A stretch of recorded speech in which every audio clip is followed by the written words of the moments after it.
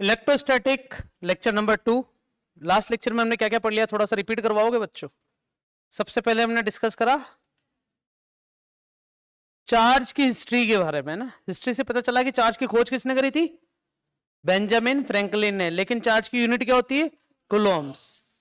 और कूलोम्स लॉ मुझे आज से स्टार्ट करना था, लेकिन तुम्हारे सामने में कुछ फैक्टर ऐसे रख देता हूं कि हम सिलेबस के अकॉर्डिंग, क्योंकि लास्ट क्लास में जो हमने स्टार्ट किया था वो एक्चुअल इलेक्ट्रोस्टैटिक का बेसिक स्टार्ट किया था, लेकिन सिलेबस के अकॉर्डिंग देखते हैं कि हम क्या क्या पढ़ने जाएंगे आगे। वो ये है कि इलेक्ट्रिक चार्ज की प्रॉपर्टी कल हमने पढ़ ली है ना, कंजर्वेशन भी हमने पढ़ लिया। आज हम क्या पढ़ेंगे बच्चों? Coulomb's law. हर बार हम ये वाले पेज से डिस्कस करेंगे कि अपन क्या क्या पढ़ने वाले हैं। कूलॉम्स लॉ पढ़ेंगे, पॉइंट चार्ज के बीच में डिस्टेंस आएगा, बिटवीन मल्टीपल चार्ज मतलब सुपरपोजिशन प्रिंसिपल, और कंटिन्यूअस चार्ज डिस्ट्रीब्यूशन जिसमें आएगा लैम्डा, सिग्मा और रो। ये वाला पोर्शन अपन नेक्स्ट टॉपिक में कंप्लीट करने वाले हैं, जिसमें सबसे पहले क्या हमने चार्ज के बारे में पढ़ लिया था, चार्ज की सारी प्रॉपर्टीज के बारे में पढ़ लिया था। मैंने तुम्हें 5 प्रॉपर्टीज बताई थी, लेकिन यहां पर कितनी लिखी है बच्चों? क्योंकि 5 ही प्रॉपर्टी वो मास वाली थी जिसका कोई उद्देश्य था नहीं, ठीक है। और क्या है, कुछ क्वेश्चन मैं तुम्हारे सामने रख रखा हूं। कल अपन ने जो कुछ भी पढ़ा उसके 2-4 न्यूमेरिकल्स अपन पहले सॉल्व कर लेते हैं ना, ठीक है। पढ़ेंगे जरा, क्वेश्चन क्या लिखा हुआ है। Two sphere of the same metal are taken, one is given positive charge of q coulomb and other is given same, but charge क्या उस पर? नेगेटिव है। Which sphere have higher mass? क्या लगता है किसका मास हाई होगा? Positive charge देने वाले पर मास हाई होगा या नेगेटिव चार्ज देने वाले पर मास हाई होगा?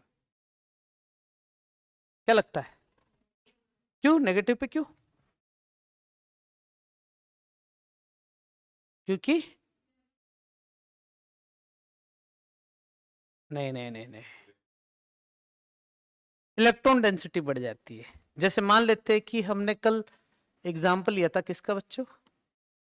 खुशवंत को लिया था ना। और खुशवंत के बाल के कुछ कीड़े मकोड़े कहाँ चले गए थे बच्चों? बलून में। तो खुशवंत को पता कैसा फील हुआ? हल्का, क्योंकि इसके कुछ इलेक्ट्रॉन पार्टिकल इस पर चले गए और इस पर कौन सा चार्ज आ गया था? और इस पर एक्चुअली में नेगेटिव चार्ज पर इलेक्ट्रॉन की डेंसिटी बढ़ जाती है। इसका मतलब 9.1 इंटू 10 की पावर माइनस का 31 kg, जितने भी इलेक्ट्रॉन आएंगे, मान लो 1000 इलेक्ट्रॉन हुए तो इतने मास बढ़ जाएगा। तो नेगेटिव चार्ज बॉडी पर मास बढ़ता है जस्ट बिकॉज ऑफ इलेक्ट्रॉन की डेंसिटी बढ़ जाती है, लेकिन पॉजिटिव चार्ज पर मास घटता है क्योंकि इलेक्ट्रॉन की डेंसिटी वहां पर घट जाती है ना खुशवंत? यही हुआ था ना कल। बढ़िया। अगला क्वेश्चन पढ़ो, क्या लिखा हुआ? Which of the following charge is not possible? ठीक है, देखते हैं। पहला वाला क्या लिखा हुआ है? 1.6 इंटू 10 की पावर माइनस का 18। अब -18 आ रहा है, इसका मतलब -19 होना चाहिए था। तो तुम क्या कर दो, ऊपर नीचे 10 का मल्टीप्लाई डिवाइड। इससे पता है क्या होगा? ये 10 तो इसके साथ मल्टीप्लाई हो जाएगा, और जो नीचे 10 चल रहा है वो 10 की पावर कितना हो जाएगा, और ये इससे मल्टीप्लाई होगी कितना हो जाएगा? 16 इंटू, ये तो पॉसिबल है। इसे कहते हैं, या फिर इससे क्या कहा जा सकता है, 10 इंटू 1.6 इंटू 10 की पावर -19। इसका मतलब ये इलेक्ट्रॉन पे चार्ज, और कितने इलेक्ट्रॉन हो सकते हैं? इलेक्ट्रॉन 10 तो हो सकते हैं। और देखो सेकंड वाले ऑप्शन, ये तो बिल्कुल सही है। थर्ड वाले में देखेंगे तो 1.6 इंटू 10 की पावर माइनस का 19 अलग लिखो, 10 की पावर -1 अलग लिखो। इसको क्या लिख देंगे, इलेक्ट्रॉन, और इंटू 1 10 की पावर क्या चल रहा है? -1 नीचे जाएगा तो इलेक्ट्रॉन में 10 का डिवाइड हो रहा है, क्या है ये 0.1 इलेक्ट्रॉन हो जाएगा क्या, जो कि पॉसिबल? तो आंसर क्या आ गया? सही है। ऐसा क्यों लिखा है मैंने? क्योंकि इलेक्ट्रॉन फर्दर तोड़ा नहीं जा सकता है। That is the smallest family member of the charge. Charge की सबसे छोटी फैमिली मेंबर कौन है बच्चों? इलेक्ट्रॉनिका है ना, यही बच्ची है। देखो बच्चों, अगला क्वेश्चन क्या कहता है हमारे पास? Calculate the protonic charge 100 centimetre cube. CC का मतलब यहां पर क्या है? Centimetre cube of water. Water मतलब फॉर्मूला कौन सा उठाएंगे हम? H2O। अब एक्चुअली में कहानी क्या है वो देखना, कि हमें नेट चार्ज निकालना है। क्या निकालना है बच्चों मुझे? तुम्हें नेट चार्ज का फॉर्मूला पता है? Q इज इक्वल टू क्या होता है? N मतलब क्या होता है? नंबर ऑफ, बताओ प्रोटॉन क्यों लिखा है यहां पर? क्योंकि मुझे प्रोटॉनिक चार्ज चाहिए, सही है। फिर साथ में E यहां पर क्या है? तो ये तो मैं तभी रख सकता हूं जब मुझे नंबर ऑफ प्रोटॉन मिल जाएंगे। अब नंबर ऑफ प्रोटॉन निकालने के लिए क्या करेंगे देखना, कि H2O का एटॉमिक वेट कितना होता है हमारे पास, बताओ। H का तो हो गया बच्चों 1 × 2 प्लस ऑक्सीजन का कितना हो गया 8 दूनी 16, कितने हो गए।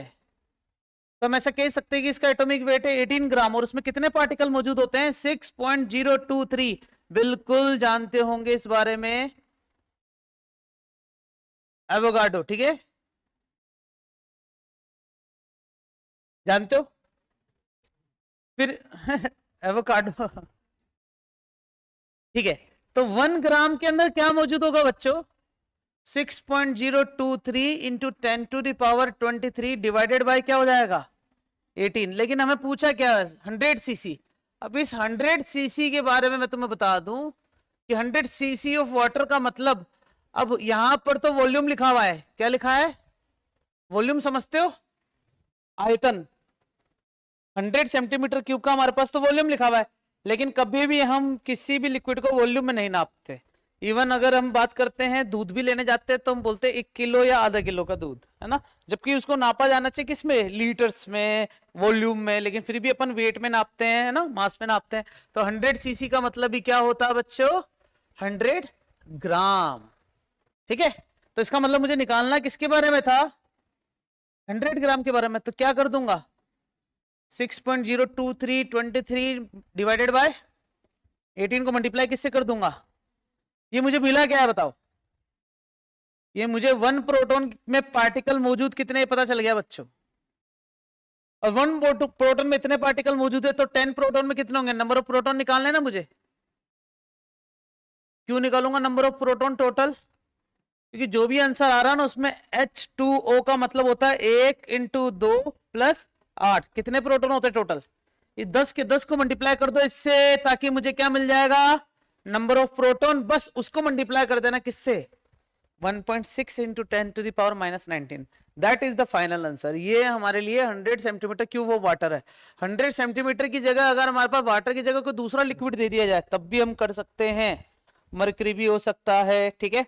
वाटर में और क्या क्या हो सकता है बच्चों,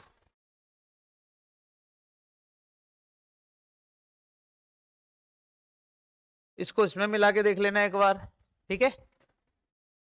क्या लगता है इसको पीने से तुम्हारे अंदर चार्ज बिल्डअप होंगे या इसको पीने से, ट्राई एट योर होम। क्या आता है हेडिंग हमारे पास, कूलॉम्स लॉ स्टार्ट करने से पहले रिपीट कर दो सब कुछ सारा वापस कि क्या क्या पढ़ा अपन ने। हमने पढ़ा चार्ज, चार्ज की प्रॉपर्टी, चार्ज की हिस्ट्री, चार्ज पर चार्ज कितना होता है, चार्ज इलेक्ट्रॉन पे चार्ज कितना, प्रोटॉन पे चार्ज कितना, न्यूट्रॉन पे चार्ज कितना, चार्ज इलेक्ट्रॉन का मास कितना, इलेक्ट्रॉन प्रोटॉन का मास कितना, न्यूट्रॉन का मास कितना, प्रॉपर्टीज पढ़ी, कंजर्वेशन पढ़ा और क्वांटाइजेशन पढ़ा। क्वांटाइजेशन के पर न्यूमेरिकल भी हो गया हमारे पास, ठीक है ना। नेक्स्ट आता है कूलॉम्स लॉ। कूलॉम्स लॉ को समझने के लिए देखना बच्चों, एक चार्ज है Q1 और एक चार्ज क्या है, कूलॉम ने ये देखा कि जब ये दोनों पॉजिटिव थे ना तो ये दोनों एक दूसरे की तरफ कहां गए, दूर गए। एक पॉजिटिव था, सॉरी, जब ये दोनों नेगेटिव थे ना तब भी ये दोनों एक दूसरे से कहां गए, दूर ही गए। तो इसने ये एनालाइज किया कि एक पॉजिटिव है और एक नेगेटिव है तो दोनों एक दूसरे के पास आए। दूसरे को नेगेटिव रखता हूं और पहले को नेगेटिव रखता हूं, दूसरे को पॉजिटिव रखता हूं, तब भी ये दोनों एक दूसरे के पास आए। तो कंक्लूजन देखना बच्चों, जो मेरा कंक्लूजन आने वाला है वो ये कि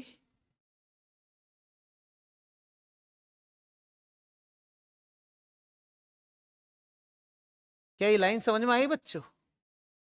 फोर्स क्या है बच्चों, दो नेचर का है, कौन कौन सा, एक तो ये है अट्रैक्टिव नेचर का और दूसरा क्या है ये रिपल्सिव नेचर का। फिर कंक्लूजन नंबर 1 था, ये तो #1 है ना। #2 पता है क्या लग रहा है तुम्हें, बताओ तुम्हें क्या दिख रहा है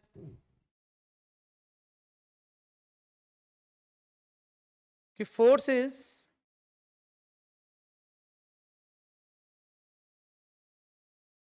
हाँ या ना,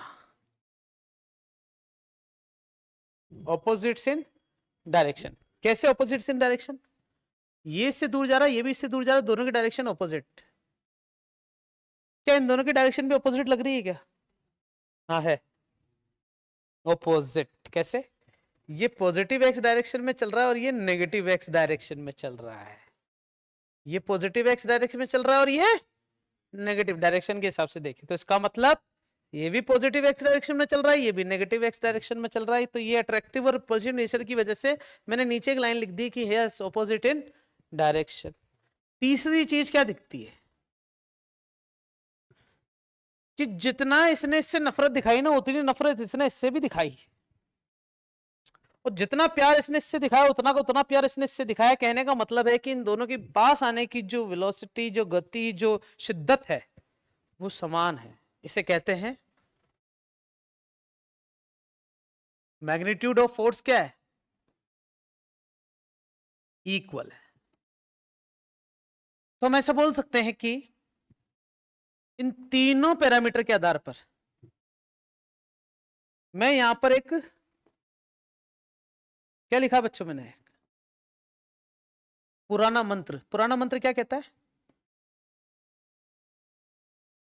force is equal and opposites in what? बताओ, इस टाइप के नेचर ऑफ फोर्स को क्या बोलते थे? हाँ, इसे अपन बोलते हैं एक्शन जैक्शन फोर्स, है ना? बोलते नहीं बोलते? तो इनिशियली स्टेज में कुलोम्स लॉस बाद में आया, पहले कुलोम्स फोर्स आया। यहां पर क्या लिखा है? लॉस। मैं तुम्हें क्या पढ़ा रहा हूं? सही है ना? तो पहले अपन फोर्स पर चर्चा कर रहे हैं, नियम तो बाद में आएंगे। तो कुलोम्स फोर्स क्या कहता है कि equal in magnitude and opposite in direction. That means the force between two charges always consider in the nature of action reaction pair. समझ गए? हिंदी में से कहते हैं क्रिया प्रतिक्रिया। ये प्यार दिखाएगा तो ये भी दिखाएगा, ये नफरत दिखाएगा तो ये भी दिखाएगा, क्रिया और प्रतिक्रिया। तो कुलाम के सिद्धांत को उठा लिया गया और उसको COULOMBS फोर्स का नाम दे दिया गया। फिर पता है क्या लिख रहा हूं? अभी भी कोई बेसिक फॉर्मूला नहीं आया है क्योंकि कुलोम्स ने इसको एक्शन रिएक्शन पेयर का नाम दिया हुआ है। अभी भी कुलोम एक क्या था बच्चों? लेक्चरर था और एक लेक्चर के अंदर वो अपना यही कंसेप्ट समझा रहा था जैसा मैं तुम्हें समझा रहा हूं। एक चार्ज और दूसरे चार्ज के बीच में लगने वाला जो फोर्स होता है वो एक्शन रिएक्शन होता है और दोनों की डायरेक्शन एक दूसरे के ऑपोजिट होती है और इक्वल इन मैग्नीट्यूड। तो ऐसे ही किसी सज्जन स्टूडेंट ने एक चार्ज लिया, उसने कहा कुलॉम को कि सर ये चार्ज ऊपर जा रहा है, ये चार्ज नीचे जा रहा है। इससे साबित होता है कि क्या है ये? Opposite in direction. साबित हो रहा है ना बच्चों? एक ऊपर जा रहा है, एक नीचे जा रहा है। दूसरा सेम ऊपर नीचे जा रहा है, इसका मतलब इक्वल इन मैग्नीट्यूड होना चाहिए। तो दैट इज क्वेरी ये थी कि क्या आपके चार्ज अगर एक्शन रिएक्शन है तो क्या इस टाइप से भी मोशन कर सकते हैं क्या? क्योंकि आपके द्वारा दिए गए सिद्धांत के आधार पर तो एक चार्ज ऊपर जा रहा है, एक चार्ज सुखपाल बेटा सामने देखना, क्या हो गया? शर्म आ रही है? नीचे देख के हंस रहा, पता नहीं किसको देख के हंस रहा है। पेन को देख के हंस रहा है। पेन छुपा दो इसका, सूगला। पता नहीं कहां से लेके आते हैं ऐसा टैलेंट। सबका ध्यान सामने, सुखपाल नीचे देख के हंस रहा है। वाह क्या पेन है। ओह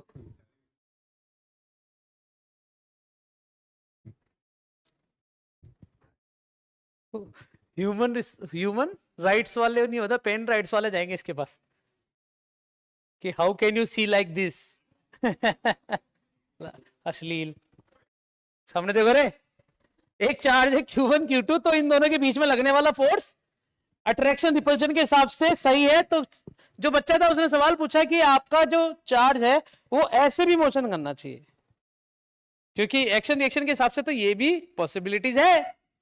तो चार्ज ने कहा कि हाँ, तो सर ने बच्चे ने कह दिया कि ठीक है सर, डेमोन्स्ट्रेट करके बताओ, दो चार्ज एक दूसरे से रिपेल ऐसे ऐसे तो हो रहे थे, इस टाइप से भी डेमोन्स्ट्रेट करके दिखाओ। तो गुलाम गया, दो पैक बनाए, दो चार्ज को बोला कि नाचो। तो नाटो नाटो वाले गाने पे वो नाच नहीं पाए। एक्चुअली में वो नाचे, लेकिन वो किस तरीके से नाचे, ऐसे ही नाच पाए। वो एक दूसरे से या तो इस टाइप से अट्रैक्ट हो रहे थे या इसी टाइप से रिपेल हो रहे थे, इस टाइप से रिपल्शन और अट्रैक्शन शो नहीं कर पा रहे थे। उसने पूरा एक्सपेरिमेंट एग्जीक्यूट करके देखा, मीडियम चेंज करके देखा, दिन में करके देखा, बारिशों में मौसम चेंज करा, एनवायरमेंट चेंज करा, पोजीशन चेंज करी, तब भी कुछ भी चेंज नहीं हुआ। इसका मतलब हो गया कि जो फोर्स ऑफ, चाहे बात करो किसकी, रिपल्शन, या फिर किसकी बात करो, अट्रैक्शन, फाइनली कुलाम ने अपने ही दिए गए सिद्धांत में थोड़ा सा करेक्शन करा। करेक्शन नंबर 1 2 3 तो हो गए। चौथा करेक्शन जो उसने ऐड किया था वो ये था कि line of action of force, क्या लिखा है बच्चों मैंने, line of action of force, मतलब बल की जो क्रिया होती है वो होती है लाइन ज्वाइनिंग दी सेंटर से होगी, मतलब केंद्र से जाने वाली रेखा के अनुदिश होगी। इसका मतलब मैंने अगर एक चार्ज लिया Q1 और एक चार्ज लिया Q2 और इन दोनों का सेंटर अगर सेंटर से जा रहा है तो लाइन ज्वाइनिंग द सेंटर का मतलब होता है ये, समझ गए क्या, कि जो इनके बीच में जो लगने वाला फोर्स होगा ना, ये इसकी तरफ अट्रैक्ट होगा, इसे बोलेंगे F1 को 2 खींच रहा है, हाँ या ना। ये इसकी तरफ अट्रैक्ट होगा, इसे बोलेंगे F2 को 1 खींच रहा है, हाँ या ना। तो F12 का मैग्नीट्यूड क्या हुआ, सेम हुआ। दोनों की डायरेक्शन क्या हुई बच्चों, ऑपोजिट हुई। और एक लाइन क्या लिख दी बच्चों, क्या लिख दिया अब, लाइन ज्वाइनिंग दी सेंटर। इसका मतलब ये फोर्स जो है सेंटर के अनुदिश लगता है, इसलिए अपन बोल दिया इसको सेंट्रल फोर्स। क्या नाम दे दिया, पहले क्या था, एक्शन रिएक्शन, अब इसका फोर्स का नाम क्या बन चुका है। जब भी तुमने वर्क एनर्जी पावर चैप्टर पढ़ा है उसमें सेंट्रल फोर्स पढ़ा था, तो सेंट्रल फोर्स से एक चीज आती है जिसे अपन बोलते हैं, क्या लिखा है बच्चों, कंजर्वेटिव फोर्स। इसका मतलब which does not depends on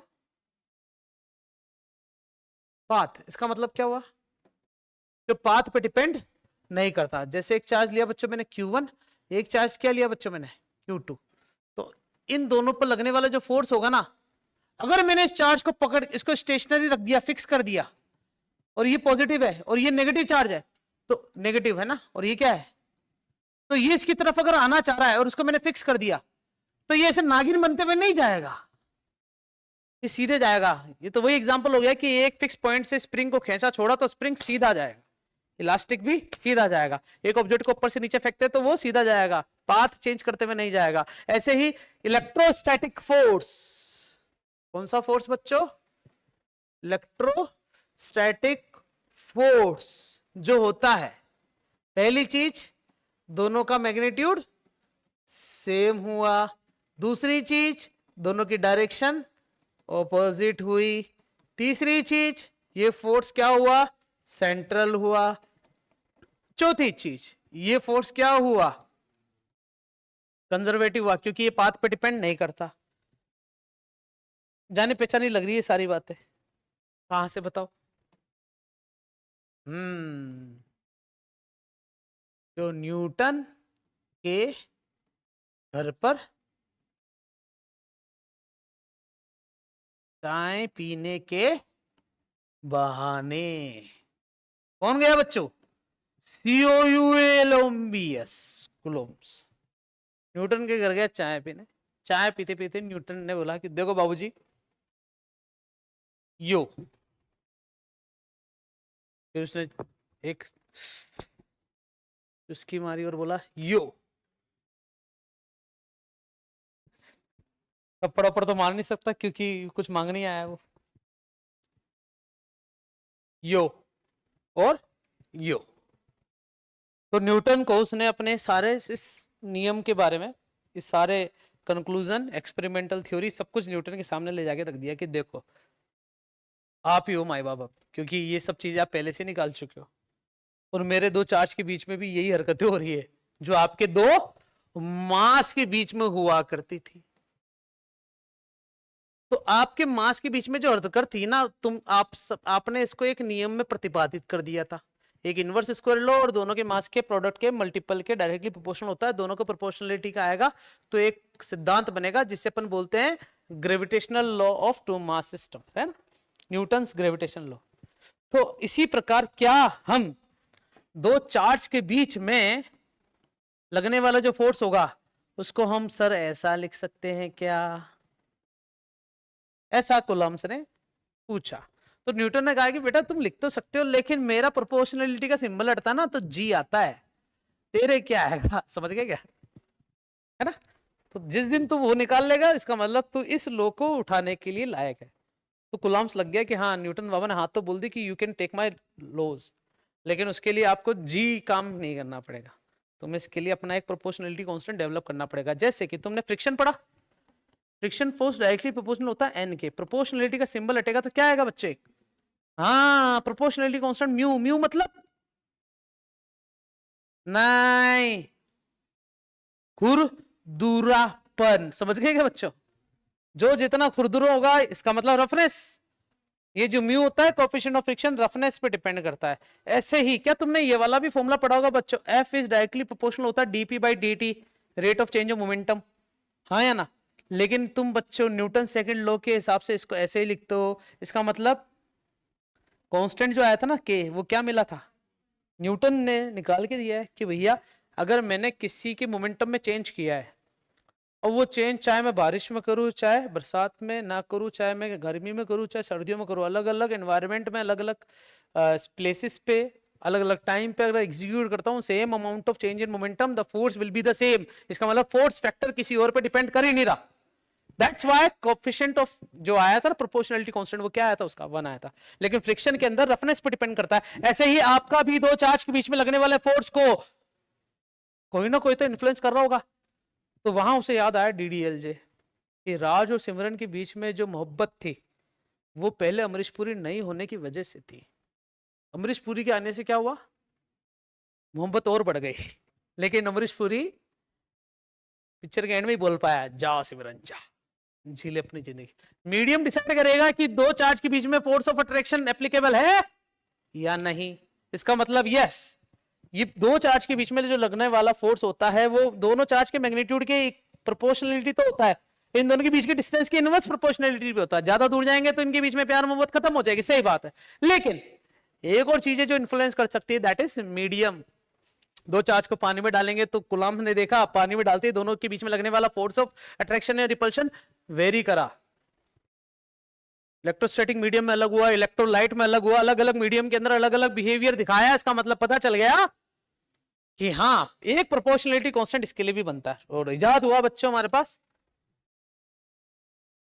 COULOMBS, Coulomb's law of what? Electrostatic. और उस लॉ के अंदर आया फोर्स ऑफ अट्रैक्शन होता है directly proportional of both charge and inverse square law between their charge के बीच की डिस्टेंस। प्रोपोर्शनलिटी दोनों को एक साथ लिख दिया, दोनों के बीच में प्रोपोर्शनलिटी का सिंबल हटेगा तो क्या आएगा? के। मैं तेरा ही वेट कर रहा था बेटा, कब बोले तू। इसी के को पता है क्या बोलते हैं? अब ये बता क्या बोलते हैं? क्या बोलते हैं बेटा? नहीं, इसे बोलते हैं इलेक्ट्रोस्टैटिक नियतांक। सही है बच्चों, इलेक्ट्रोस्टैटिक कांस्टेंट। और यही के डिपेंड करता है किस पर? 1/4 पाई एप्सिलॉन नॉट, और यही एप्सिलॉन क्या है बच्चों, k इज इक्वल टू क्या रहा है 1/4 पाई, तो इससे अपन क्या बोलते हैं बच्चों,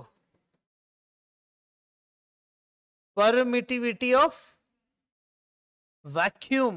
वैक्यूम क्यों लिया, क्योंकि बाय डिफॉल्ट मानते हैं कि दो चार्ज के बीच में लगने वाला जो फोर्स ऑफ अट्रैक्शन रिपल्शन जो है अभी वो विदाउट मीडियम है। विदाउट मीडियम मतलब वैक्यूम या एयर, ये एयर के लिए भी कंसिडर कर सकते हैं और वैक्यूम के लिए भी कंसिडर कर सकते हैं, क्योंकि वैक्यूम एकमात्र ऐसा मीडियम है जिसमें स्पीड की लाइट जो होती है वो,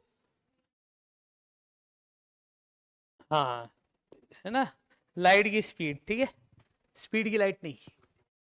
और देखो बच्चों, एप्सिलॉन नॉट जो होता है ना, वो निकालने के लिए पहले तुम्हें के बताना पड़ेगा।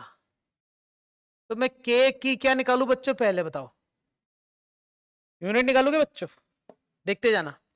एफ बराबर क्या रहा है, के Q1 Q2 अपॉन में आर स्क्वायर। एफ बराबर न्यूटन, के मुझे पता नहीं, ये हो गया कुलॉम, ये भी हो गया कुलॉम, नीचे क्या हो गया बच्चों, मीटर स्क्वायर। मीटर स्क्वायर ऊपर जाएगा, मीटर स्क्वायर इंटू न्यूटन पर कुलॉम स्क्वायर, दोनों नीचे। तो ये जो के की यूनिट जो होती है वो वैल्यू के साथ बता रहा हूं, 9 इंटू 10⁹9,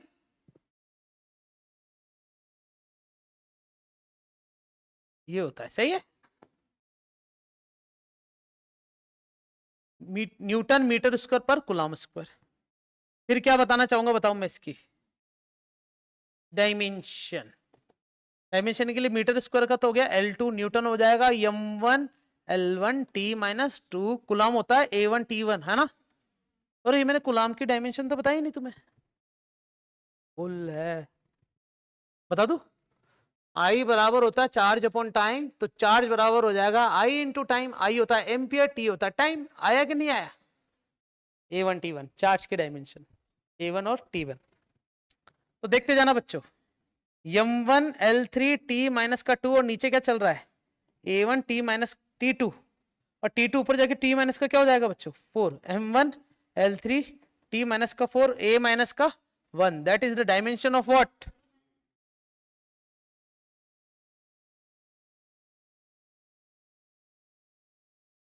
हाँ बच्चों, ये कह रहे हो क्या, ये तो मुझे ही पता था, मैंने देखो कुछ और बोल रहे हो तुम, ठीक है। तो ये मुझे जो मिला है ये के की डायमेंशन मिली है, तो तुम्हें एक चीज समझा देता हूँ बच्चों, थोड़ा सा टेढ़ा लिख के, कि के बराबर क्या मिला है 1/4 पाई एप्सिलॉन नॉट।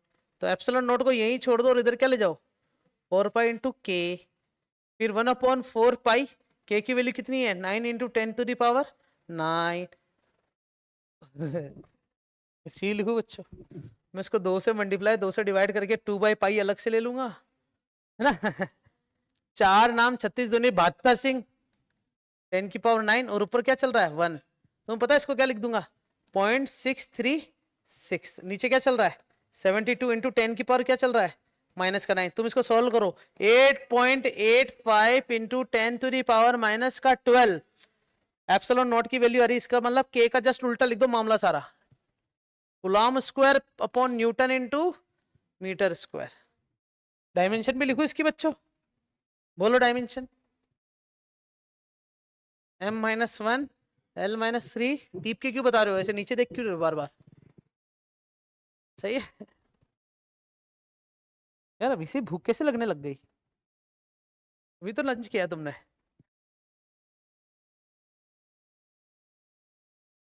कैसा लग रहा है बच्चों, खुशी महसूस हो रही है। तो 10वीं पोजीशन हो गई है, जो कुछ भी मैंने तुम्हें बताया उसका कुछ सार तुम्हारे सामने लिख रखा है, ठीक है।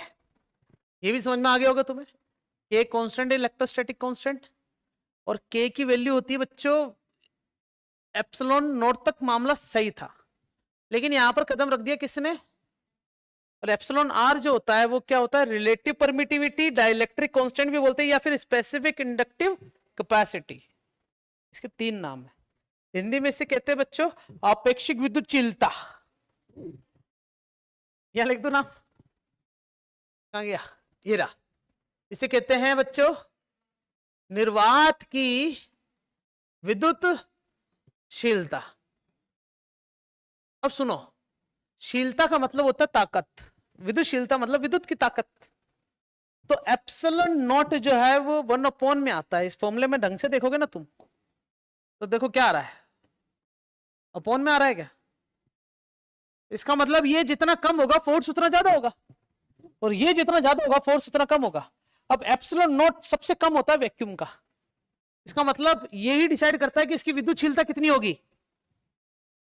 एप्सिलॉन नॉट अगर ज्यादा होगा तो उन दोनों चार्ज के बीच में लगने वाले फोर्स को कम करता रहेगा। तो मतलब ये जो शिला है ये इनके बीच में एक ऐसा मीडियम है जो इन दोनों को मिलने से रोक रही है, इसलिए इसे अपन कहते हैं विद्युत की शिला। शिला मतलब पत्थर, सही है ना, विद्युत शिला, शीलता, शीलता, बस काफी है ना, विद्युतशीलता। ऐसे ही बच्चों जब तुम पढ़ोगे मैग्नेटिज्म वाला टॉपिक, उसमें पढ़ोगे बच्चों चुंबकशीलता। क्या पढ़ोगे बच्चों, ऐसे ही म्यू नोट आएगा, उसे बोलेंगे निर्वात की चुंबकशीलता, परमिबिलिटी। यहां अपन पढ़ रहे हैं इसको बच्चों परमिटिविटी, ठीक है। सो नाउ इससे अपन कहते हैं आपेक्षिक, क्या बोलते हैं बच्चों, आपेक्षिक विद्युतशीलता। तुम में से यूनिट एंड डायमेंशन सबने पढ़ रखा होगा अधिकतर बच्चों ने मुझसे। मैंने तुम्हें एक शीट दी थी जब डायमेंशन रटवा रहा था, उस शीट में सबसे पहली जो डायमेंशन थी स्ट्रेन की थी। उस स्ट्रेन वाली लाइन में बहुत सारे वर्ड लिखे हुए थे, कैसे, रिलेटिव वर्ड है क्या, और क्या फिर अपेक्षित। तो उसमें ये भी था एक रिलेटिव परमिटिविटी या फिर अपेक्षिक विद्युतशीलता, उनकी भी डायमेंशन क्या थी, 0 0। ऐसे कैसे हो सकता है, हो सकता है, हो सकता है, पता है किसकी, मैंने बोला इसकी होती है, इसकी थोड़ी होती है, इसकी तो निकाली है अपन ने अभी अभी। तो ये एप्सिलॉन आर जो होता है ना, ये होता है epsilon M upon epsilon naught. इसे अपन बोलते हैं मीडियम की विद्युतशीलता, और एप्सिलॉन नॉट को क्या बोलते हैं बच्चों, वैक्यूम की विद्युतशीलता। समझ गए बच्चों, कंफ्यूज हो जाओ हर तरीके से, या तो फिर समझ जाओ हिंदी इंग्लिश दोनों समझेंगे कि हाँ भैया दोनों को इक्वलिटी से पढ़ा रहा हूं। तो यहां से जो एप्सिलॉन एम आएगा उससे अपन क्या बोलेंगे, एप्सिलॉन आर और एप्सिलॉन नॉट। तो बताइए बच्चों जो फोर्स होता है किस किस के बीच में, मान लो Q1 चार्ज और एक क्या है बच्चों Q2, और इस Q1 और Q2 चार्ज को मैंने पता है क्या कर रखा है,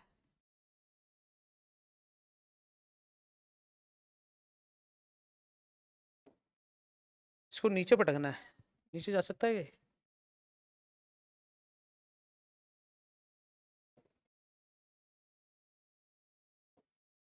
वाओ, हाँ थोड़ा थोड़ा आ गया चलाना मेरे को ना। ये Q1 और Q2 के बीच में जो है ना, ये क्या पड़ा है बच्चों, मीडियम, जिसकी परमिटिविटी क्या है बच्चों, वो है एप्सिलॉन एम। तो इनके बीच में जो फोर्स लगेगा वो मीडियम की वजह से लगेगा, क्या लगेगा, 1/4 pi epsilon m Q1 Q2 upon are square. अब सुनो, एप्सिलॉन एम के अंदर 1/4 pi epsilon naught Q1 Q2 upon are square, जिसमें एप्सिलॉन एम की जगह एप्सिलॉन नॉट, और क्या लिख सकते हैं बताओ, ये क्या बन गया, ये तो एफ बन गया, बटे में क्या चल रहा है, तो बताओ एफ एम अपॉन एफ क्या हो जाएगा, 1/एप्सिलॉन आर। और देखो उल्टा करो तो एप्सिलॉन आर बराबर क्या मिला, एफ अपॉन एफ एम, जबकि एप्सिलॉन आर पहले क्या था, epsilon M upon epsilon naught. इसमें उल्टा हो गया, क्यों पता है, क्योंकि फोर्स और एप्सिलॉन एक दूसरे के रेसिप्रोकल होते हैं, इसलिए इसमें फॉर्मूला तो उल्टा बना। अब क्वेश्चन कैसा आ सकता है, ऐसा नॉर्मल सवाल पूछ लिया कि तुम मुझे ये निकाल के दो डाइलेक्ट्रिक कांस्टेंट या फिर रिलेटिव परमिटिविटी, जिसमें तुम्हें मीडियम की और एप्सिलॉन नॉट की पता हो, या तो ये हो सकता है, या फिर तुम्हें ऐसा बोल दे कि बिना अमरीश पुरी के फोर्स तो था 100 न्यूटन, अमरीश पुरी के बाद हो गया 50 न्यूटन, तो बताओ रिलेटिव परमिटिविटी 100 में 50 का भाग दे दिया।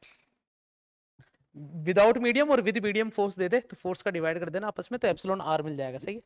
तो मैं तुम्हारे सामने अब ये बताऊंगा कि किस वाले मटेरियल का एप्सिलॉन आर क्या होता है। अपने इससे पहले जो पढ़ा वो क्या था, कूलम्ब्स लॉ। इससे पहले क्या पढ़ा, कूलम्ब्स फोर्स। फोर्स और लॉ में डिफरेंस समझ में आ गया, फोर्स एप्लीकेबल नहीं था, कोई पेपर पब्लिश नहीं था, जब उसने ये लॉ बनाया तब जाके कूलम्ब्स को लोग जान पाए। सही है। फिर उसके बाद हमारे पास ये पड़ा कि मीडियम चेंज करने से फोर्स चेंज हो सकता है। ये वो लिस्ट है जिससे क्या क्या चीजें बदलने वाली देखते हैं। सबसे पहले ये कुछ लिखा बच्चों, वैक्यूम या एयर का एप्सिलॉन आर कितना है बच्चों 1, वाटर का कितना होता है बच्चों 80, गिलास का होता है 5 से 10 के बीच में। हमें क्वेश्चन के अंदर गिवन होगा कि क्या लेना है अपन को, ठीक है 5 लेना है, 10 लेना, 8 लेना, 7 लेना, 7.5 लेना, वो क्वेश्चन में गिवन होगा। और मेटल का क्या होता है, सोचो मेटल का अगर इंफिनिटी हो गया तो F बराबर 1/4 pi epsilon m, epsilon r ही ले लेता हूं बच्चों। ये अगर इनफाइनाइट हो जाए तो फोर्स कितना हो जाएगा, हाँ एक चार्ज दूसरा चार्ज अगर किसी मेटल पर रख दिया जाए ना, आयरन पर, तो वो इससे मोहब्बत ही नहीं दिखाएगा, क्योंकि मेटल के फ्री इलेक्ट्रॉन इसे वहां जाने ही नहीं देंगे।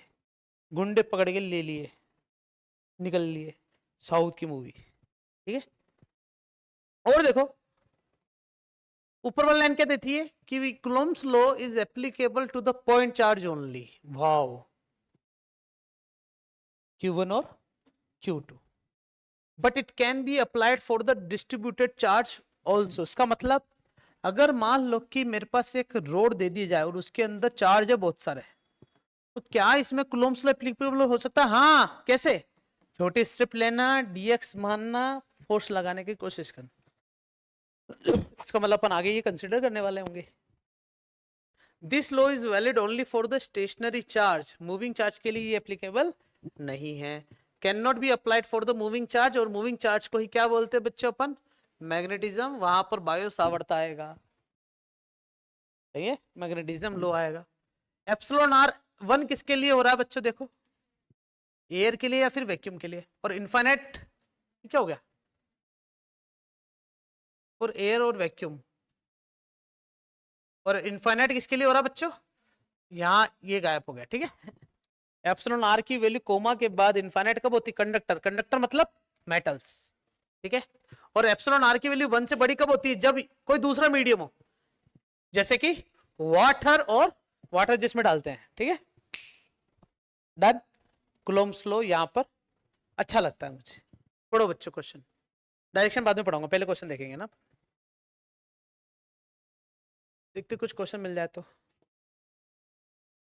पढ़ो बच्चों क्या लिखा हुआ है, 2 पॉइंट चार्ज दे रखा 10 की पावर माइनस का 3 coulomb are place 1 centimetre apart in the medium of dielectric constant के, ओ हो। तो डायग्राम बना लो पहले, 10 की पावर माइनस का 3 कूलम और 10 की पावर माइनस का 3 कूलम, दोनों के बीच की डिस्टेंस कितनी है 1 - 2 मीटर, सही है। के की वैल्यू भी दे रखी है बच्चों, कितनी है 5, बस 5 दे रखा है। Find the interaction force between the point charge, तो फोर्स बराबर होता है K Q1 Q2 upon R square. K की वैल्यू 9 × 10⁹ किसके लिए होती, केवल एयर के लिए, या फिर, लेकिन अगर कभी कभी हमारे पास ऐसे बोल दे मीडियम पड़ा तो वहां पर K भी वेरी करेगा, रो कितना दे रखा है 5, कितना है 5 × 10⁻³ क्या ये K हमेशा कांस्टेंट रहता है क्या, तो जवाब है हाँ, एयर के लिए या वैक्यूम के लिए। अगर मीडियम बोल दिया इसका मतलब K वहां पर कुछ भी दे सकता, तो कंफ्यूज मत होना कि K की वैल्यू तो सर ने 9 × 10⁹ बताई थी, यहाँ मीडियम लिखा हुआ है, इसका मतलब K can be changeable. Upon में क्या चल रहा है R स्क्वायर, R स्क्वायर मतलब 1 × 10⁻² का स्क्वायर, 2 से इसको काट दूंगा, 2 से इसको काट दूंगा, क्या काटा है 5 × 10⁻² बचा, और बगल में क्या लगा दूंगा, ये मेरा फाइनल आंसर हुआ। ये काटना पीटना आता तुम्हें, जिम बताऊं काट के वापस, ये समझ में आ गया, ठीक है। Net force on any of the charge, बताओ ये क्या है, find the interaction force between the point charge, दोनों के बीच में लगने वाले इंटरेक्शन फोर्स। तो तुम्हें ये पता है कि दोनों का मैग्नीट्यूड क्या होता है, तो ये जो फोर्स निकला है ये यही तो है, कितना, तो ईच चार्ज पर लगने वाला जो फोर्स होगा वो भी क्या होगा बच्चों, same, equal in magnitude but opposite in direction. तो ये दूसरा क्वेश्चन बनता ही नहीं वैसे तो, लेकिन अब जब बोल रखा है तो हमें क्या पूछा है, net force on any charge, तो किसी भी चार्ज पर जो नेट फोर्स होगा वो 5 ही होगा। अगर अपन को बोला है कि दोनों पॉजिटिव है, बस दोनों के डायरेक्शन आगे पीछे हो सकती है, ठीक है। अब मैं यहां पर क्या लिखता हूं, direction of Coulomb's force. Direction है, इसका मतलब मुझे क्या लिखना पड़ेगा बच्चों? क्या लग रहा है ये? सीधी है लाइन, सीधी लाइन, सीधी लाइन है।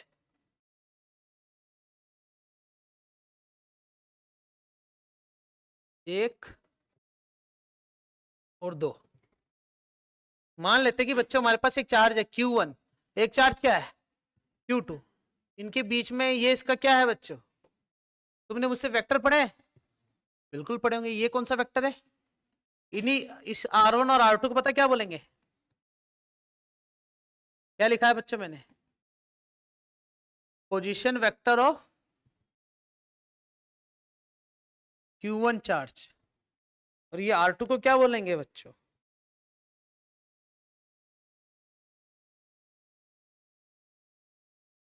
देखा क्या गेम खेला है मैंने? Position vector of Q2 charge. ठीक है, Q1 और Q2 एक दूसरे को, अगर ये दोनों पॉजिटिव है या दोनों नेगेटिव है या एक पॉजिटिव एक नेगेटिव, दोनों एक दूसरे को अट्रैक्ट और रिपेल तो करेंगे। तो जो फोर्स होगा ना 1 2, सो क्या बोलेंगे अपन? Force on Q1 due to Q2। और F21 का मतलब क्या हुआ? Force on Q2 due to Q2। सही है, बहुत बढ़िया। तो इसका मतलब हो गया कि मुझे यहां से यहां तक का क्या चाहिए? डिस्प्लेसमेंट वेक्टर चाहिए। क्या चाहिए? तो गौर नाल सुनना, मुझे यहां से यहां अगर जाना है तो अपने इसको बोलेंगे क्या? P पॉइंट, Q पॉइंट, और तुम्हें एक ट्राइंगल दिख रहा है तुम्हें OPQ, उसमें कौन सा नियम लगा रहा हूं बच्चों में? बताओ, वेक्टर का ट्राइंगुलर रूल क्या कहता है?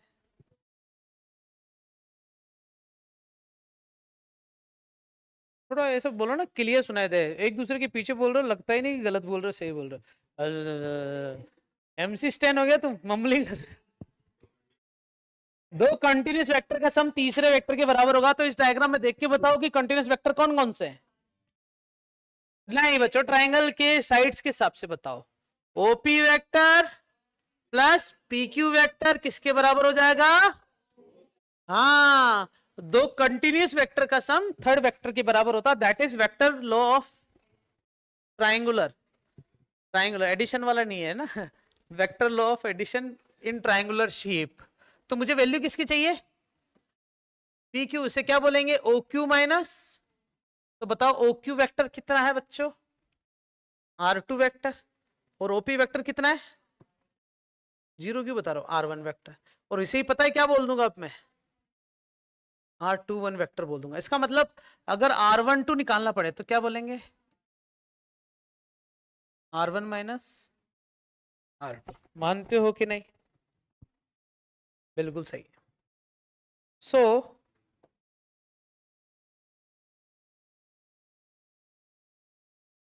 कहानी यहां बदल जाएगी। तैयार हो? हालांकि ये कहानी अपने पहले भी बदली होगी ना बच्चों, vector form of gravitation low.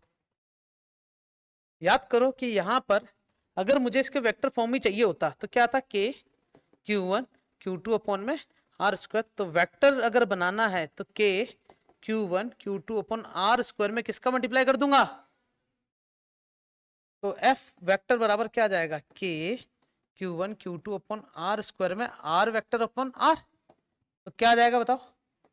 K Q1 Q2 upon में R क्यूब और R वेक्टर। सही है कि नहीं? लेकिन यहां पर कहानी क्या बदलने वाली वो देखना। अगर मैं लिखता हूं 1 2 1 2 मतलब force on Q1 due to Q2, तो पता है क्या आ रहा है? K Q2 Q1 अपॉन में R21 आ रहा है बच्चों। देख लो बच्चों क्या आ रहा है, ये देखो।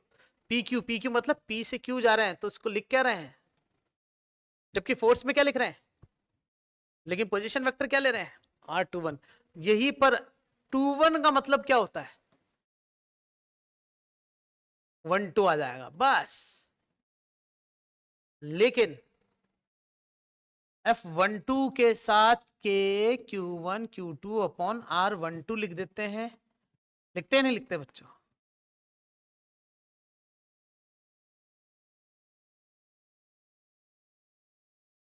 कुछ अध्यापक गण जो है 1 2 के साथ 1 2 शो करते हैं और 2 1 के साथ 2 1 शो करते हैं, जबकि that is wrong. Vector representation of any gravitational law, electrostatic law, ये उंगली बंद नहीं होती ना, मैग्नेटिज्म लॉ, तीनों के अंदर जो फॉर्मूला बन रहा है ना, F12 बराबर G M1 M2 upon R21, समझ गए क्या? ये K पाएगा यार इधर, है ना, ये वेक्टर नहीं आएगा, तो यहाँ क्यूब लगा दो बोले मैं, ये सही रहेगा ना। और अगर F12 लिख रहा हूं तो क्या आएगा? म्यू नोट अपॉन 4 पाई एम पोल स्ट्रेंथ अपॉन 2 1 का क्यूब और 2 1। अब समझ में आ गया? ये किसका बताया मैंने? ग्रेविटेशन, और ये मैग्नेटिज्म, और ये किसका है? इलेक्ट्रोस्टैटिक का वेक्टर फॉर्म। ठीक है। S L Arora, S C Verma, DC Pande, अच्छी से अच्छी बुक उठाओगे तो आपको रिप्रेजेंटेशन जो मिलेगा ना वेक्टर का, यही मिलेगा। अब इतनी गहरी बात बता दी है, तो ये क्या बोर्ड्स में पूछी जाती, सॉरी कंपटीशन पूछी जाएगी तो जवाब है नहीं, हमें पता होनी चाहिए।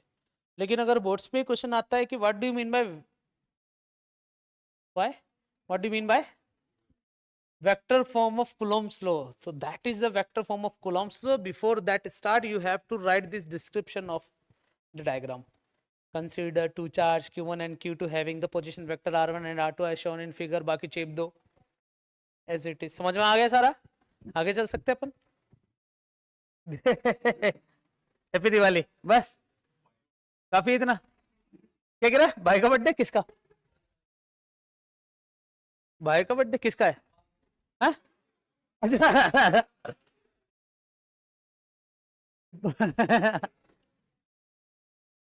मेरे खानदान में ना, मेरे आज छोटे भाई का भी बर्थडे थे, इसका है ना 2 अक्टूबर, मेरी भांजी 15 अगस्त को हुई, मेरी बड़ी सिस्टर 26 जनवरी, मैं स्वयं 8 मार्च महिला दिवस।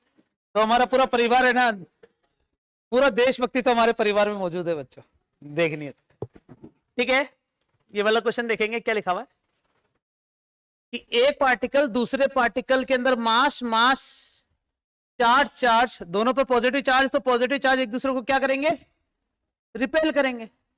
अब ये जब एक दूसरे को रिपेल करेंगे तो हमें बोल रखा है कि two small ball each of mass m and the charge on q each of them suspended through the light insulating string. बच्चों देखो कितनी खतरनाक लाइन लिख दी, इसका मतलब मासलेस है ना। फिर क्या बोला है? l इसकी लेंथ है, a point है euro, find the expression for the angle made by any of the string with vertical when a static equilibrium आ जाए, थीटा। मैं इसके बारे में चर्चा करूंगा बच्चों। क्या लिखा है ये? Static equilibrium. तो स्टैटिक इक्विलिब्रियम को देखते हुए यहां पर सबसे पहले देखना कि ये चार्ज इधर जाएगा। वैसे इसका अलग से डायग्राम बनाने की जरूरत ही क्या है, तुम्हें दिख ही रहा है, ये इधर जा रहा है किस फॉर्मूले से? के क्यू क्यू, और इनके बीच की डिस्टेंस कितनी मान लेता हूं बच्चों में? आर नहीं मानूंगा, कितनी मानूंगा? 2a का स्क्वायर। और इधर भी कितना हो जाएगा? के क्यू क्यू, और मानते हो कि नहीं? बिल्कुल मानोगे। इसी प्रकार ये नीचे गिर जाना चाहिए, किसकी वजह से? mg। लेकिन इसको संभाला हुआ कौन है? तो मैं यहां बनाऊंगा इसका फ्री बॉडी डायग्राम। कैसे बनेगा देखना। यहां पर टेंशन कितनी आ रही है? ये वाला एंगल थीटा होगा। बताओ क्यों? क्योंकि ये भी एंगल कितना है? वर्टिकल ऑपोजिट हो जाएगा ना। तो जहां एंगल बनता है वहां, जहां नहीं बनता वहां। ये इस पॉइंट पर फ्री बॉडी डायग्राम बनाया बस मैंने, तो यहां पर कितना आ जाएगा? के क्यू स्क्वायर अपॉन में 4a स्क्वायर। नीचे कितना आ जाएगा? mg। ओके, तो बताओ अगर ये इक्विलिब्रियम में है तो fx भी 0 होगा और sigma F Y F X zero होने का मतलब एक्स डायरेक्शन के सभी फोर्स जीरो होने चाहिए, या फिर ऐसे बोल दो कि टी साइन थीटा बराबर हो जाना चाहिए किसके, क्या मैं इसको ऐसे लिख दूं क्या बच्चों, इलेक्ट्रोस्टैटिक फोर्स, हाँ या ना। और यहां क्या लिख देता हूं, एफ वाई मतलब टी कोस थीटा किसके बराबर हो जाना चाहिए, एम जी। क्या इस एम जी को मैं ये लिख दूं क्या, वेट। अब मुझे एंगल चाहिए, क्या चाहिए, एक्सप्रेशन फॉर द थीटा, इसका मतलब टी साइन थीटा। जब भी ऐसे क्वेश्चन ऑफ फिजिक्स में तब क्या करते हैं अपन, आपस में एक दूसरे का डिवाइड करते हैं। ये टी से टी कट जाएगा, साइन अपॉन कॉस क्या हो जाएगा बच्चों, टेन, और ये क्या बन रहा है, वेट ही लिखो इसको, तो थीटा बराबर कितना आ जाएगा, tan inverse F E upon weight, बस हो गया काम। अगर इस क्वेश्चन में अपन को डिस्टेंस भी देते, चार्ज की वैल्यू भी देते, मास भी देते, एग्जैक्ट 2 किलो का मास है, 3 कूलम का चार्ज है, ऐसा कुछ, तो अपन इसके अंदर वैल्यू पुट कर देंगे, डायरेक्ट एंगल निकल सकता है क्या, कोई रॉकेट साइंस इसमें नहीं। ठीक है, क्या लिखा हुआ है, प्रिंसिपल टू दी प्रिंसिपल। ठीक है, सीधी लाइन है, सीधी है, सीधी लाइन है, सीधी है। फिर देखो थोड़ी पतली, येलो कलर, 1 2 3 4, ये सब क्या है, Q1 Q2 Q3 और नहीं नहीं नहीं, है ना, फिर बंद तो नहीं हो जाएगा, सही है। हेलो हेलो, ब्लर तो नहीं हो रहा, नहीं सही है। देखो तो ये Q1 Q2 Q3, अभी तक अपन जो बात पढ़ रहे थे ना वो थे केवल 2 चार्ज। अब 2 से ज्यादा चार्ज हो जाए इससे अपन बोलते हैं सिस्टम ऑफ चार्ज। क्या बोलते हैं बच्चों, वो सिस्टम ऑफ चार्ज का मतलब होता है कि मुझे एक टेस्ट चार्ज लेना पड़ेगा छोटू सा, कैसा, तो मान लेते कि ये रहा वो test charge, that is Q naught. तो इस क्यू नोट पे लगने वाला जो फोर्स होगा वो निकालना है मुझे यारो, देखते जाना। ये वाला इस पर फोर्स लगाएगा, ऐसे कलर चेंज करूँ क्या, हाँ चेंज करते हैं, कैसा रख रहा कलर बोलो, पिंक, कितना पिंक पिंक। ये इस पर ऐसे फोर्स लगाएगा, ये इस पर ऐसे फोर्स लगाएगा, ये इस पर ऐसे फोर्स लगाएगा, इस पर ऐसे फोर्स लगाएगा, सही ना बच्चों, अच्छा लग रहा है, बहुत बढ़िया, पिंक ही रहने दो फिर। तो इस पर लगने वाला जो नेट फोर्स है वो मुझे मिल गया। तो ये पहला वाला वेक्टर जो दिख रहा है ये सीधा आ रहा है, इसे अपन क्या बोलेंगे, फोर्स जीरो पे लग रहा है, किसकी वजह से, समझ गए ना, फोर्स जीरो पे 1 की वजह से। इसे क्या बोलेंगे, इसे और इसे,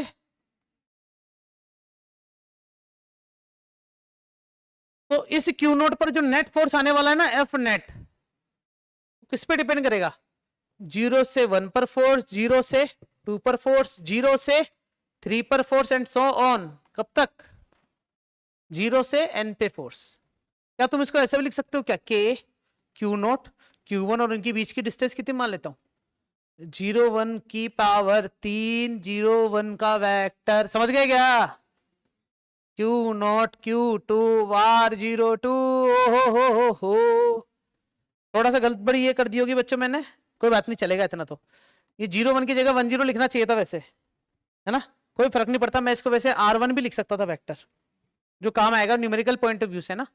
और इधर क्या लिख देता हूं, 0 2 का वेक्टर, फिर K Q0 Q3 upon R 0 3 का क्यूब R3, ऐसे चलते चलते कितना आ जाएगा। मजा तो तब आया जब ये सारी बकवास खत्म हो गई, मैं सीधा कहां टूट पड़ू, न्यूमेरिकल्स पे। जितना ज्ञान देना था कूलॉम्स लॉ पे खत्म हो चुका बच्चों मेरा, प्रिंसिपल ऑफ सुपरपोजिशन तक का था।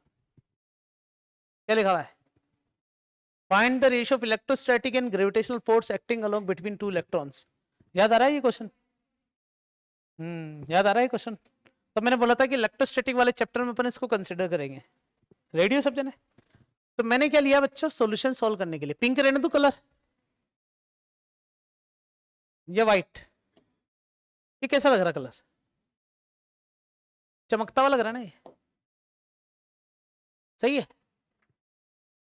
एक इलेक्ट्रॉन है और इलेक्ट्रॉन है, ठीक है, इनके बीच की डिस्टेंस कितनी मान लेता हूं, तो ग्रेविटेशन फोर्स बताओ, जी m1 m2 अपॉन में, तो बताओ जी का फॉर्मूला क्या आ जाएगा, जी मास ऑफ इलेक्ट्रॉन अपॉन में आर स्क्वायर।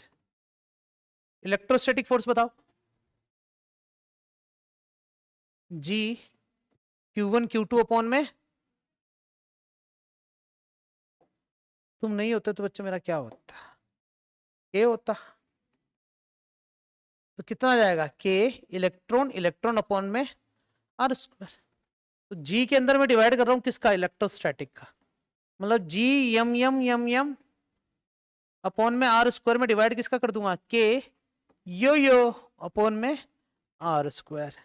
ग्रेविटेशन में इलेक्ट्रोस्टैटिक का डिवाइड करता हूं अगर मैं, तो जी की वैल्यू 6.67 10 की पावर माइनस का 11, mass of electron 9.1 into 10 to the power minus का 38 into 9.1 into 10 to the power minus का 38। तुम्हें ये पता चल गया होगा आ के की value 9 into 10 to the power है 9 इंटू इलेक्ट्रॉन पे होता 1.6 एंड टी पावर माइनस 19 माना काला, ठीक है बारा आ रहा, ठीक है। सॉल्व करें, ये तो करेंगे बच्चों सॉल्व, मौका मिला है शो का मारेंगे। तो क्या क्या कट रहा बताओ, तुम बताओ बच्चों, मैं कभी कभी ऐसी हरकत कर देता हूं, कैसी लगी, सही है। और देखो 16 एकम 16 16 चौक 64 सही है, ये 7 को तो गायब ही कर दिया, 6.4 ही माना और काट दिया इसको, हाँ 16 को 64 से काट दिया ना 4 बार, पॉइंट से पॉइंट काट दिया, पता है तुम्हें बच्चों। और इसको अगर 15 मानो और इसको अगर 90 मानो तो 15 छिक्के 90 हो गया,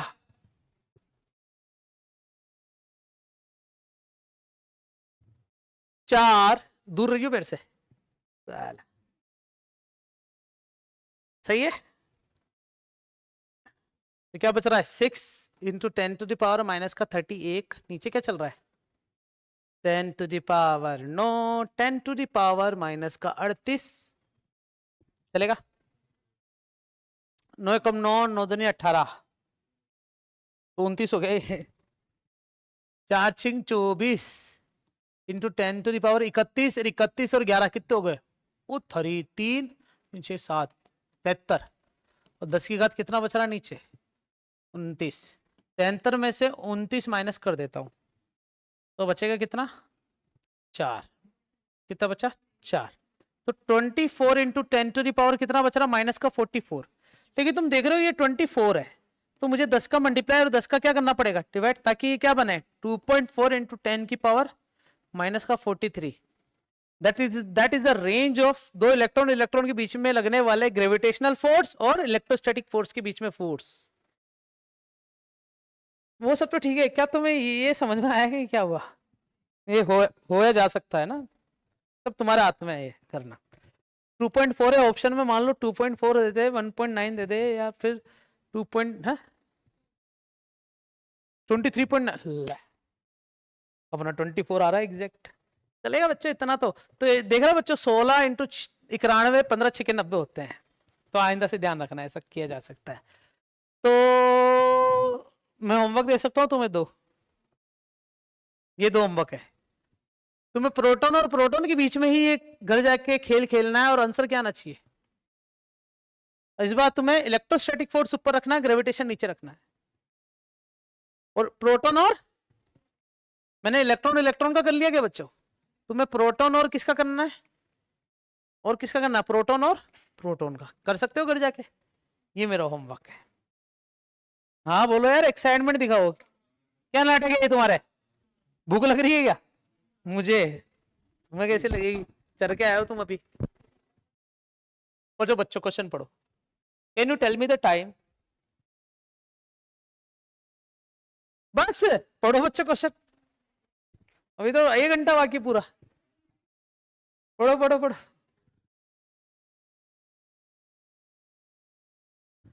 पढ़ो ना बच्चों, जब तक मैं पानी पी लेता हूँ, कोई पानी पिलाएगा मुझे, पानी पिला दो।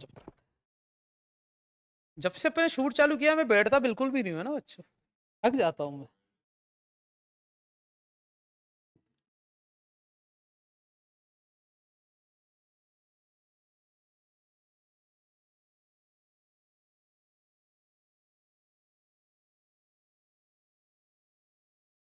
क्या है इसका आंसर?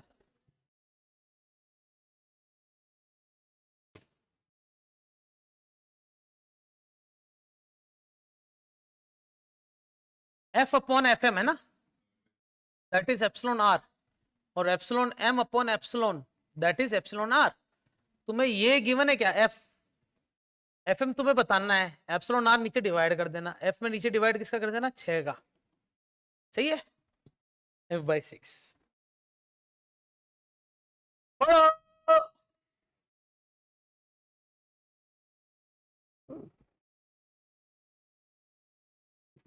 एक लाइन लिखी है बच्चों, क्या कुछ याद करके सुनाओ। हाँ, पार्शियल डेरिवेटिव चाटेगे, सिंगल डेरिवेटिव होगा, पार्शियल नहीं होगा। पूरा डेरिवेशन करके बराबर जीरो रखेंगे, डबल डेरिवेटिव निकालेंगे, नेगेटिव पॉजिटिव आएगा, एक्स की वैल्यू पर। हाँ याद आ रहा कुछ, करे स्टार्ट करे। तो मेरे पास है ना क्यू जो चार्ज था उसमें से क्यू क्या कर दिया मैंने, तो how should we divide the charge Q, तो एक तो ये ले लिया और एक क्या ले लिया, क्यू, और इन दोनों के बीच की डिस्टेंस कितनी रख देता हूं बच्चों में, एक्स मान लू क्या, चलेगा? दोनों के बीच में लगने वाला फोर्स बताओ, के क्यू क्यू अपॉन में। मुझे बताओ इन दोनों के बीच में रिपल्शन फोर्स जो है वो डिपेंडेंसी किस पे दे रखी है, चार्ज पे या डिस्टेंस पे, चार्ज पे, क्योंकि चार्ज को वेरी करना देखना अपन को ना। ठीक है, वैसे तुम्हें पता है दोनों का आधा आधा तोड़ दो आंसर आ जाएगा, हाँ या ना? एक को ज्यादा रखोगे, एक को बड़ा रखोगे, एक को छोटा रखो, मान लो एक को रख दो 3 पाव, एक को रख दो पावर, 3 पाव वाला पावर को जल्दी खींचेगा, मतलब दोनों एक दूसरे की तरफ पास आएंगे, लेकिन 3 पाव वाला जल्दी आ जाएगा उस पॉइंट पे। या फिर तुम लो आधा किलो और आधा किलो, तो दोनों निकलेंगे ना तो सेम टाइम पे एक पॉइंट पे पहुंचेंगे। एक ले लो, समझ गए, 2/3, और एक ले लो 1/3, तो 2/3 वाला 1/3 से थोड़ा जल्दी पहुंच जाएगा उस पोजीशन पे। तो ठीक है, अपन देखते हैं कि एफ बराबर के अपॉन एक्स स्क्वायर, तो कांस्टेंट है, क्या बच रहा है, क्यू क्यू माइनस का क्यू स्क्वायर। जब भी ऐसा क्वेश्चन आता तो क्या करते हैं बच्चों, डिफरेंशिएशन किसके रिस्पेक्ट में करेंगे, क्यू के रिप्लेसमेंट। तो के बार एक्स स्क्वायर बार किसके रिप्लेसमेंट आ रहा है बच्चों, Q Q Q Q Q, आधा डिफरेंशिएशन,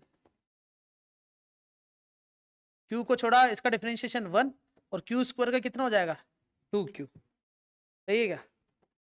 और इसको बराबर क्या रख दो बच्चों, 0 रख दो। इससे क्या होगा, के अपॉन एक्स स्क्वायर इंटू में क्यू माइनस का 2q बराबर क्या हो जाएगा 0।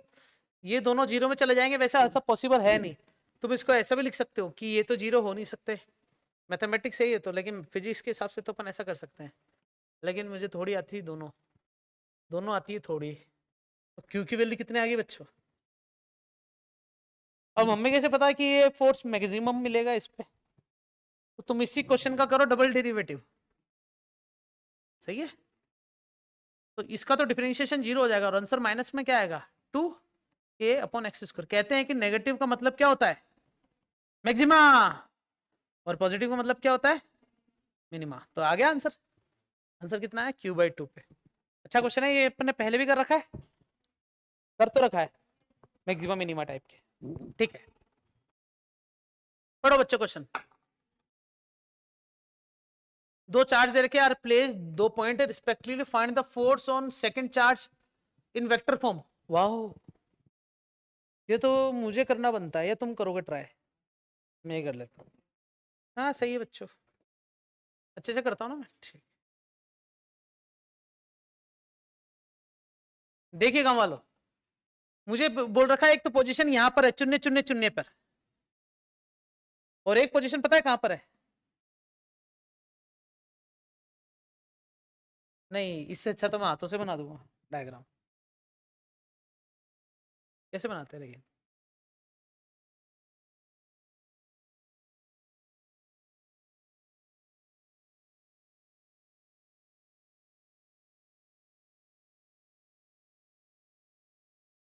अब तो सही है ना?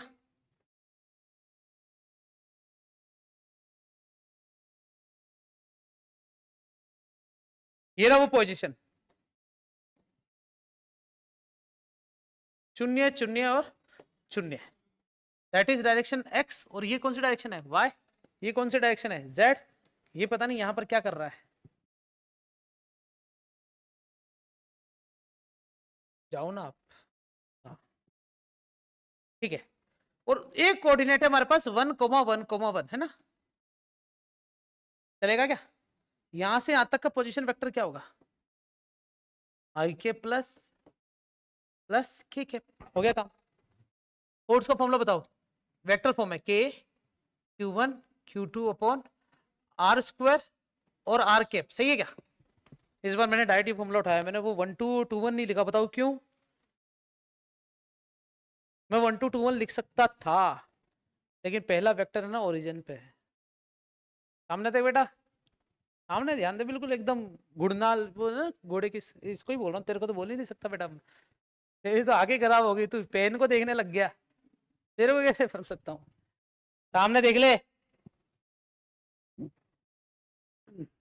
मन में बोल दिया मैंने। बताओ मैंने 1 2 क्यों नहीं लिया, क्योंकि 1 और 2 अलग अलग पॉइंट पे होने चाहिए थे। यहां पर पहला वाला जो है वो ओरिजिन पे है,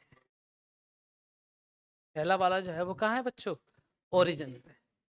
इसीलिए मेरा रेफरेंस पॉइंट ही जब ओरिजिन से स्टार्ट हो रहा है, तो why should be taking 1 and 2 to different position and make it complicate. ठीक, समझ गए होंगे तुम मेरी बात, क्योंकि स्टेटमेंट पूरे जब इंग्लिश में हो जाता है ना, लास्ट वाले में थोड़े से गड़बड़ हो जाते हैं, कॉम्प्लेक्सिटी, है ना। तो मैं चुपचाप से कुछ लिखूं, तुम समझ के दिखाओ, चुपचाप। यो, सॉरी सॉरी, तारीफ करूं क्या उसकी जिसने मुझे बनाया।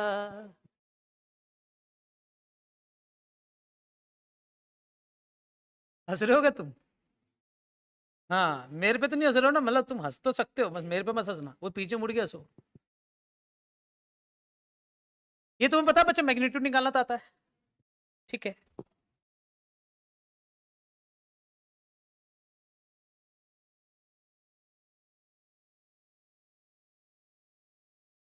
इसकी लिरिक्स बड़ी खराब है।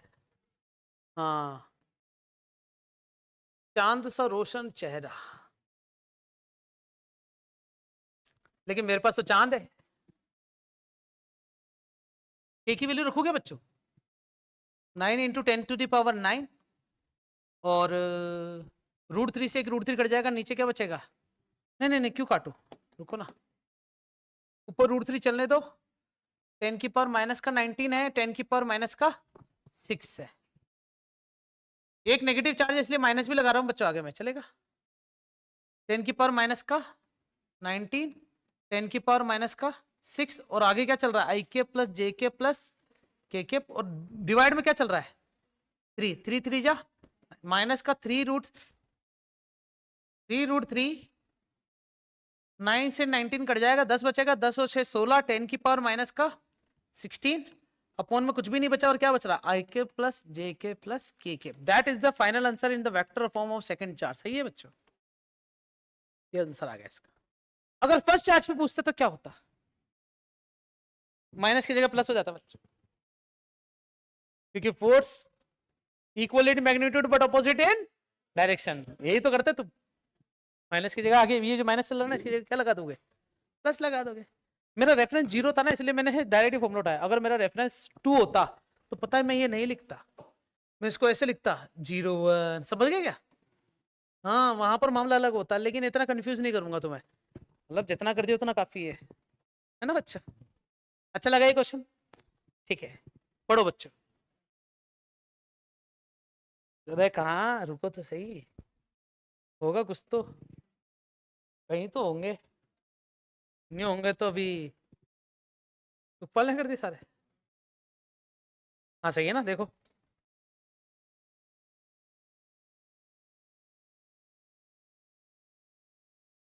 क्या लिखा है बच्चों मैंने, 2 चार्ज सिस्टम, अटेंशन चाहिए पूरा, बहुत हैवी टॉपिक पढ़ाने जा रहा हूँ बच्चों। तुम्हें 2-3 मिनट के लिए अगर सांस लेनी तो ले लो, पानी पीना तो पी लो। क्योंकि मैं ये टॉपिक खत्म किए बिना छोड़ूंगा नहीं। पी लो पानी, ड्रिंक यू वाटर, मेरे को पिलाओ थोड़ा। क्या लिखा है हेडिंग सामने? हम जो टॉपिक पढ़ेंगे ना वो ये है कि दो चार्ज के बीच में तीसरे चार्ज को कहाँ रखें, मैग्नीट्यूड उसका कितना हो, स्टेबिलिटी एंड अनस्टेबिलिटी, पानी पिलाओ। बैग में क्यों डाल रही है? कोचिंग का तो पानी है ये। गिरी हुई बोतल है।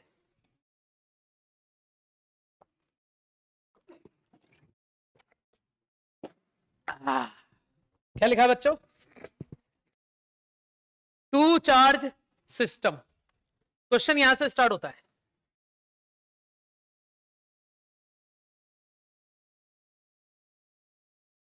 दो चार्ज के बीच में, नहीं, दो चार्ज के, क्या यार, हिंदी इंग्लिश में ऐसे कंफ्यूज हो जाता हूं, इसे लिखते हैं where to place a third charge in the system beginning। क्या लिखा है? सही है, where to place a third charge in the system of two charge। Okay, तो हमारे इस क्वेश्चन के आधार पर डायग्राम देखो बच्चों। मान लेते हैं कि एक चार्ज है Q1 और एक चार्ज क्या है Q2। तो केस 1 ले रहा हूं बच्चों में, बोथ आर लाइक, एक दूसरे को ही लाइक करते हैं, ठीक है। लगता नहीं लाइक कर पाएंगे, है ना।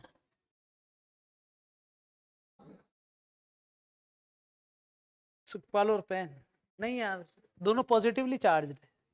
अच्छा, इनका मिलन कभी हो नहीं सकता। ओके, सही है, सही है, सही। Nice example.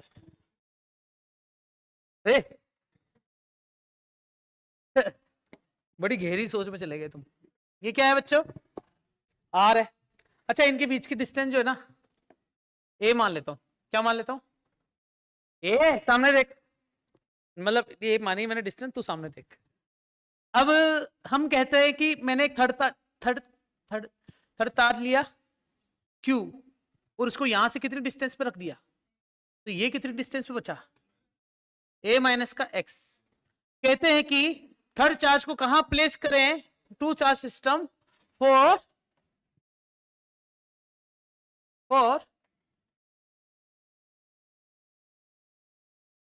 क्या लिखा बताओ? ये मैंने इक्विलिब्रियम। सही है,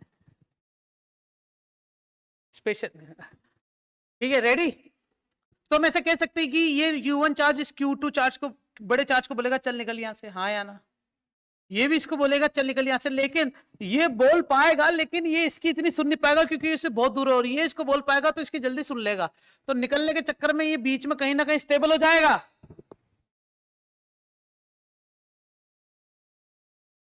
तो वो दोनों इक्वल होने चाहिए नेट फोर्स।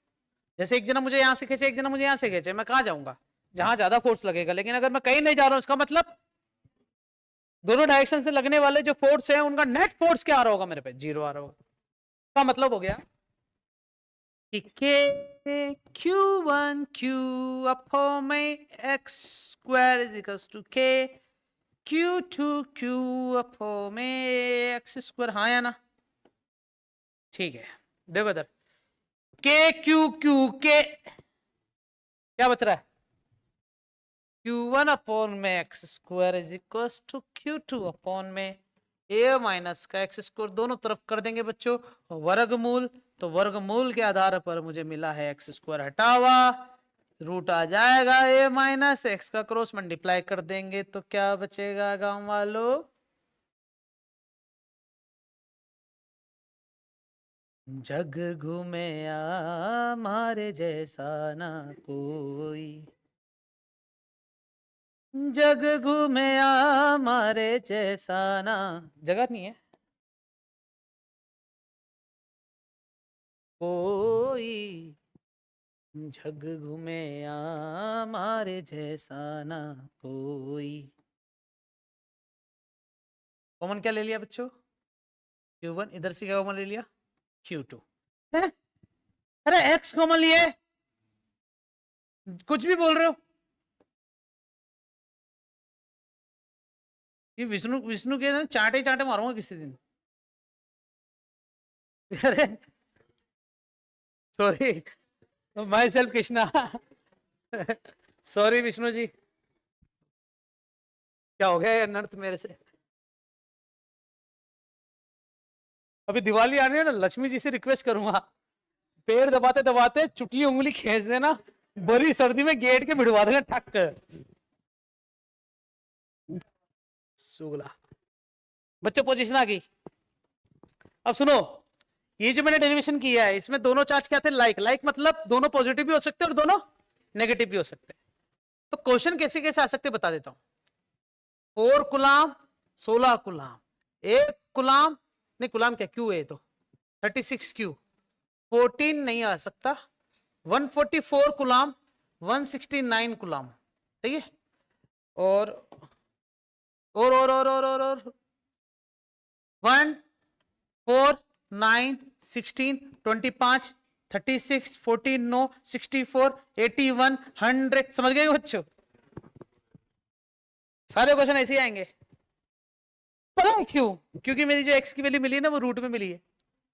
सारे क्वेश्चन रूट वाले होंगे। रूट वाले नहीं होंगे तो वो थोड़ी कॉम्प्लेक्स कैलकुलेशन वाली होगी, बाकी ये क्वेश्चन तो ऐसे ही बनते हैं। केस 1 कंप्लीट हुआ। अब क्या करेंगे बच्चों अपन? केस 2, जिसमें क्या होगा? अनलाइक चार्जेस, है ना। केस 2 इज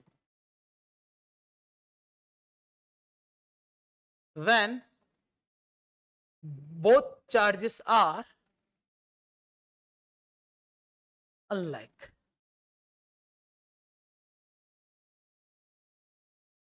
मुझे एक बात याद आ गई बच्चों, लेकिन मैं ही हंसूंगा उस बात पे, तुम तो टॉपिक देखो। when the both charges are unlike, तो एक ले लो बच्चों नेगेटिव और एक क्या लेंगे बच्चों पॉजिटिव। अब मुझे बताओ कि इस क्यू को कहां रखें? यहां रखें, यहां रखें, ये यहां रखें कि ये कहीं ना हिले?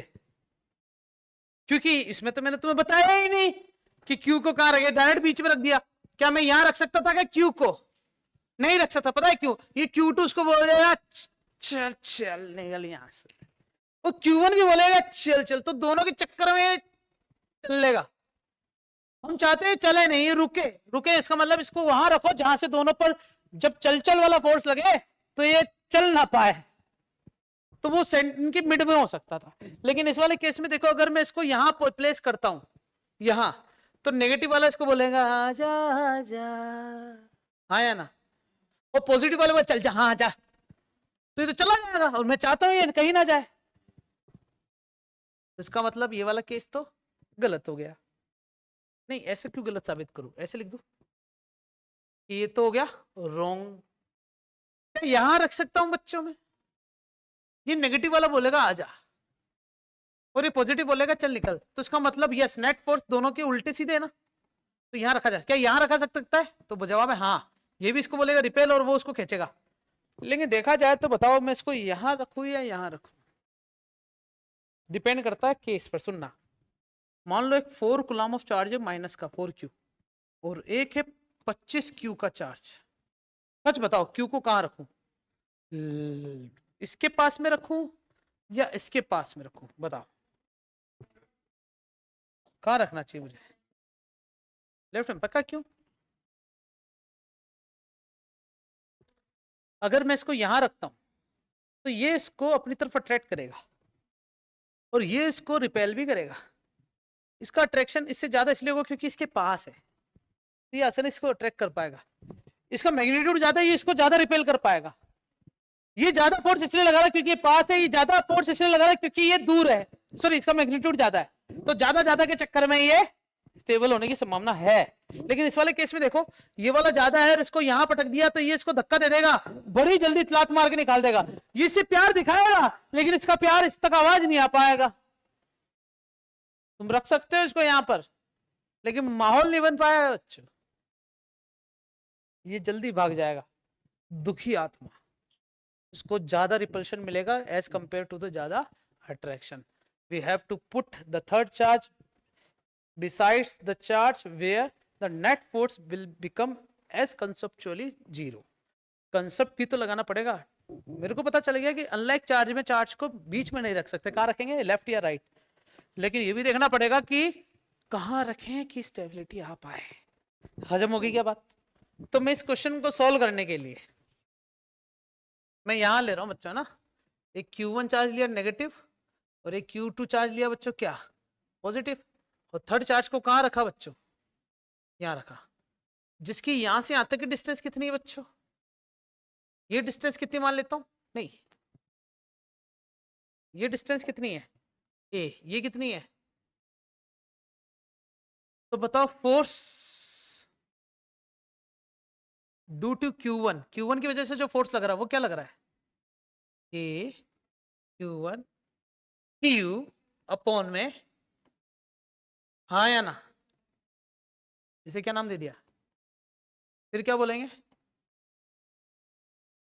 भूख लग रही है बच्चों मुझे.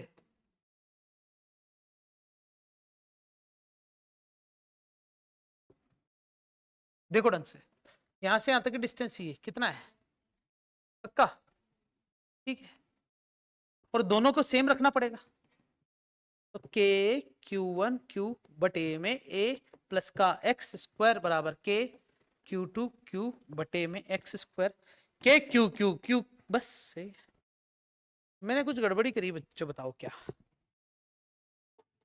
क्या गड़बड़ी करी होगी.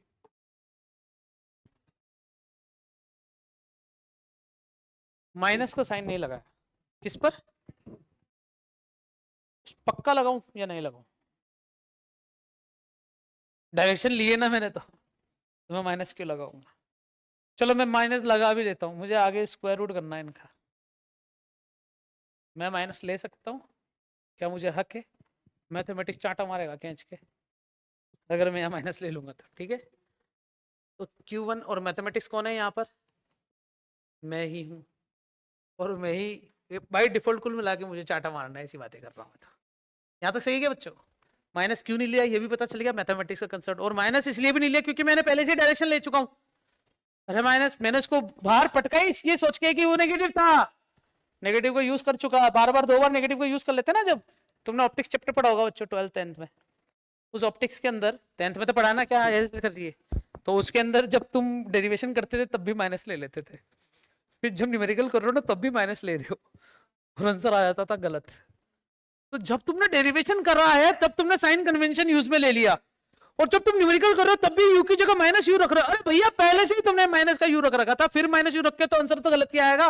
या तो तुम डेरिवेशन में साइन कन्वेंशन मत लगाओ न्यूमेरिकल्स में लगाओ, या फिर डेरिवेशन में लगाओ तो न्यूमेरिकल्स में मत लगाओ. लेकिन कुछ कुछ क्वेश्चन ऐसे होते थे जिसमें साइन कन्वेंशन दोनों में लगाना पड़ता तब जाके आंसर आता था. तो वो अपन चर्चा में देखेंगे कभी आगे आएगा तो. लेकिन कंसेप्ट तो ये है कि तुम अगर डायरेक्शन यूज ले रहे हो तो साइन यूज नहीं ले सकते, और साइन यूज में ले रहे हो तो डायरेक्शन नहीं लोगे, ठीक है. सर कभी कभी आप है ना टॉपिक से हटके ऐसी बातें बोल देते हो कि हम है ना ये जो सीख रहे हैं ना इससे दूर हो जाते हैं. दो चार बच्चों की आंखों में मुझे देखने को मिला ऐसा भी. यहां तक समझ में आया बच्चों, ठीक है.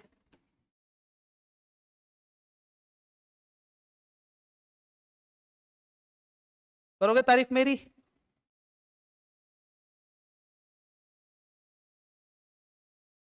यहां तक भी सही है बच्चों, सुभान अल्लाह, ठीक है. तो इसमें इस फॉर्मूले में और इस फॉर्मूले में क्या अंतर है, समझ में आएगा होगा तुम्हें एक्स चाहिए ए चाहिए, हाँ जबरदस्ती ये अंतर आया. अब सही है, Q1 माइनस Q2 इनटू में क्या जाएगा ए. अब बताओ इसमें क्या रहा है नीचे प्लस, और इसमें क्या रहा है माइनस. बस जो जिसकी पोजीशन पे. इसमें भी क्वेश्चन कैसे बनेंगे बताऊं बच्चों, 1 4 16 9 36 44 है 49 है 81 है 64 है 100 144 169 189 196, जो भी तुम्हारी इच्छा है. 225 300 होता ही नहीं है 121. चलो छोड़ो, इन दोनों में से कोई गलत है बच्चों ना, या तो ये गलत है या तो ये गलत है, यही होगा। ठीक है, सही है बच्चों। ये तो वो कहानी थी जब केस 2 कंप्लीट हुआ हमारे पास,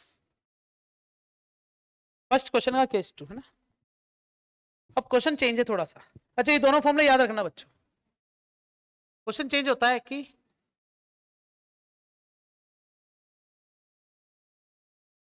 what should be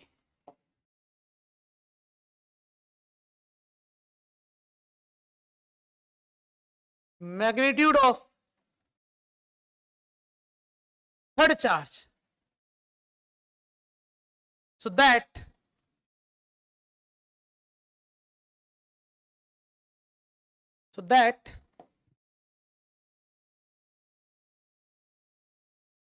whole system is in equilibrium। इसका मतलब क्या हुआ, एक Q1 चार्ज था और एक Q2 चार्ज था, मैंने इसको यहां रखा। अब मुझे ना पोजीशन नहीं चाहिए, मुझे चाहिए क्या, अब मुझे Q की वैल्यू चाहिए। तो पता है इसे क्या कहते हैं,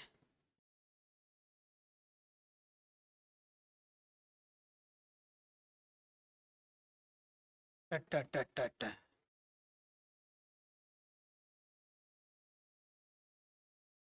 कहते हैं बच्चों, नेक्स्ट एपिसोड होमवर्क सुनो फिर इन दोनों के, समझ गए, केस 1 और केस 2 के। तुम्हें जहां न्यूमेरिकल दिखे ना वहां फोड़ के आना। बताऊं कहां मिलेंगे, एसएल अरोड़ा में मिलेंगे तुम्हें, एग्जाम आइडिया में भी मिल जाएंगे। छोड़ो ना इनको, बताता हूं एसएल अरोड़ा में मिलेंगे बच्चा ना बुक्स। तो आज के लिए इतना काफी है, नेक्स्ट लेक्चर के लिए बने रहिए। आई होप कि आपको मजा आया होगा। Thank you.